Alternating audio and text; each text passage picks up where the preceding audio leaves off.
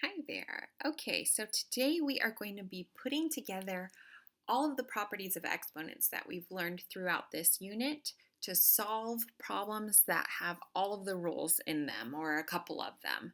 So there's really no notes to write. You're going to be using everything you've learned so far, dividing exponential expressions, multiplying, simplifying negative exponents, and the power to power rule. So you have everything you need already in your notes.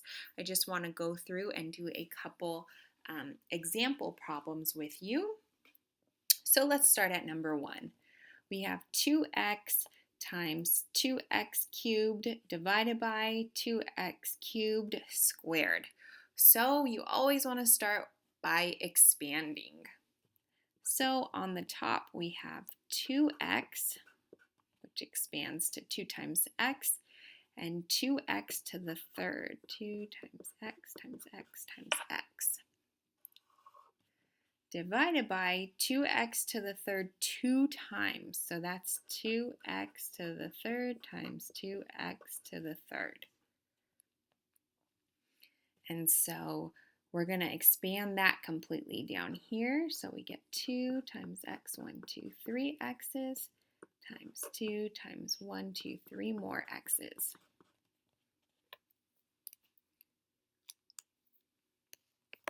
So that's your first goal, is to always expand completely. Now we see that we are dividing.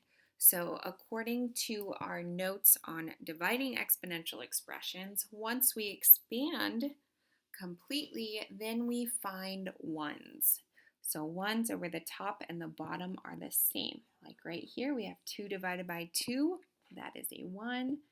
Another 2 divided by 2. X and x. X and x, x and x, x and x, so lots of ones. So we actually have ones all across the top. So when you write your answer, remember there's still a 1 in the top of your fraction, and that is being divided by what we have left on the bottom, which in this case is x times x, which is x squared.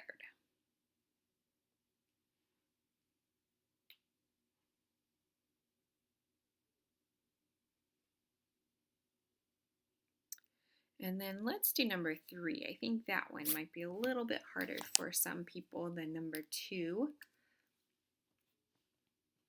And so you always want to do PEMDAS. So you always do your parentheses and your exponents first.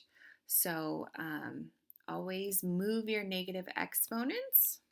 So first we're going to circle our negative exponents. So negative 2 belongs to the base p, and then negative 3 belongs to this whole base. Since it's in parentheses, the base of negative 3 is p to the 4th power.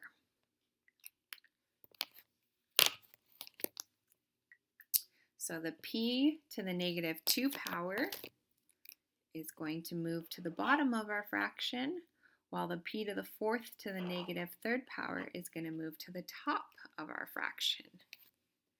The only thing that's staying put is our p squared. So we'll write that first, and then we'll write what we're moving, which is p to the 4th. But now instead of it being to the negative 3rd power, it's to the positive 3rd power. And p to the negative 2 is moving down and becoming p to the positive 2 power. So now in following with PEMDAS, we have to do our parentheses. So p to the 4th power to the 3rd power. So that's p to the 4th times p to the 4th times p to the 4th.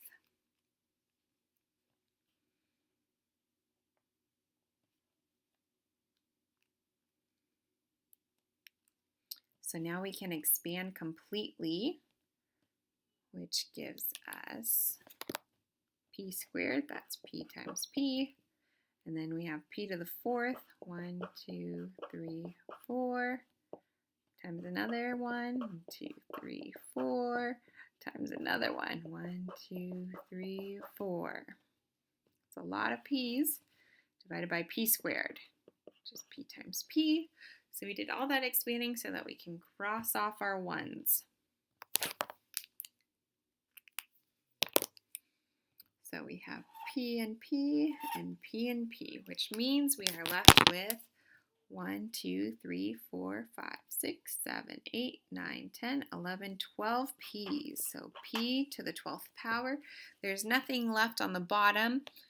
We don't have to write a 1 on the bottom, only when it's on the top. So our final answer, our simplified answer, is p to the 12th power. Okay, so go ahead and use everything that you've learned to complete this assignment.